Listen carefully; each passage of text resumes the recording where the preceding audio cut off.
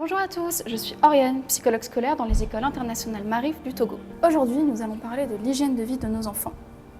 L'hygiène de vie regroupe toutes les habitudes quotidiennes qui influencent notre bien-être. Le sommeil, l'alimentation, l'activité physique ou encore le temps passé devant les écrans. Quand ces routines sont équilibrées, elles aident l'enfant à se sentir mieux dans son corps, à mieux gérer ses émotions et à rester disponible pour les apprentissages. Voyons maintenant les principaux piliers d'une bonne hygiène de vie. Premièrement, le sommeil.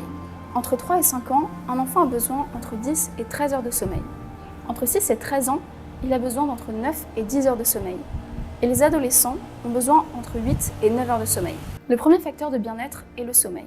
Un bon sommeil, c'est un coucher à heure régulière, un environnement calme, pas d'écran avant de dormir et une routine de soir apaisante. Le manque de sommeil accentue l'agitation, les difficultés de concentration et la fatigue émotionnelle. Passons maintenant à l'alimentation.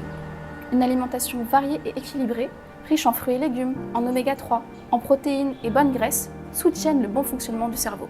A l'inverse, trop de sucre raffiné ou de produits transformés peuvent accroître l'irritabilité, l'hyperactivité, la fatigue ou encore l'inattention. Le troisième élément à ne pas négliger est l'activité physique. Bouger tous les jours est essentiel pour dépenser son énergie, améliorer le sommeil et réguler ses émotions. À partir de 6 ans, les enfants devraient avoir au moins 1 heure d'activité physique par jour, une activité plus soutenue au moins 3 fois par semaine. Cela peut être du sport, de la danse, du vélo ou encore tout simplement jouer dehors. Par ailleurs, faire une activité physique avant les devoirs, même courte, peut être très bénéfique. Bouger aide l'enfant à libérer les tensions accumulées au cours de la journée, favorise la concentration et permet d'appréhender le travail dans de meilleures conditions.